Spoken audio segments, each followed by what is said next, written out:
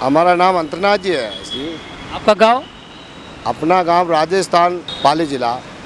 हमारे को हम तिरुपति बालाजी रामेश्वर कन्याकुमारी दर्शन करने के लिए आए, तो आपके हैदराबाद सिटी बहुत अच्छा लगा। बहुत शांति एरिया है, इसमें कोई लड़ाई झगड़ा नहीं देखा। मैंने ऐसी सिटी नहीं देखा हैदराबाद जैसा। इतनी शांति है कि बस हमारा दिल खुश है। हम देख रहे हैं पब्लिक को सुख शांति से, गरीब अमीर सब अपनी शांति प्रेम से जी रहे हैं और मेरे को बहुत अच्छा लग रहा है। शांति एरिया है, शांति सिटी है और धन्यवाद है इस सिटी के मुख्यमंत्री सिटी को बहुत शांतिपूर्वक से चला रहा है। हाँ, मैं उसको धन्यवाद देता हूँ, उसका मैं आभारी हूँ संत लोग कि ये एरिया के अंदर साफ सफाई बहुत अच्छी है और मतलब कोई गड़बड़ सड़बड़ नहीं दिख रही है। भगवान के साथ तो ऐसा है कि हम तो बहते पानी रमते योगी है।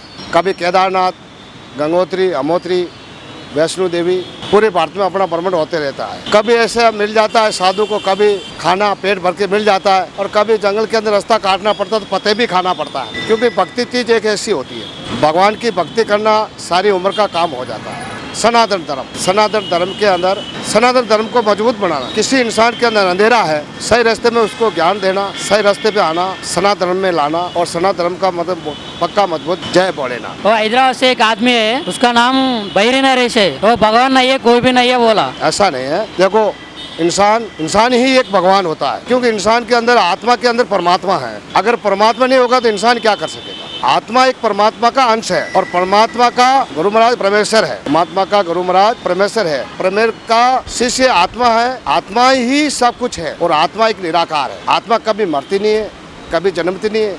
पता कितना जोड़ी के अंदर जन्म ले लेती है, कितना शरीर छोड़ देती है, कितना शरीर ले लेती है।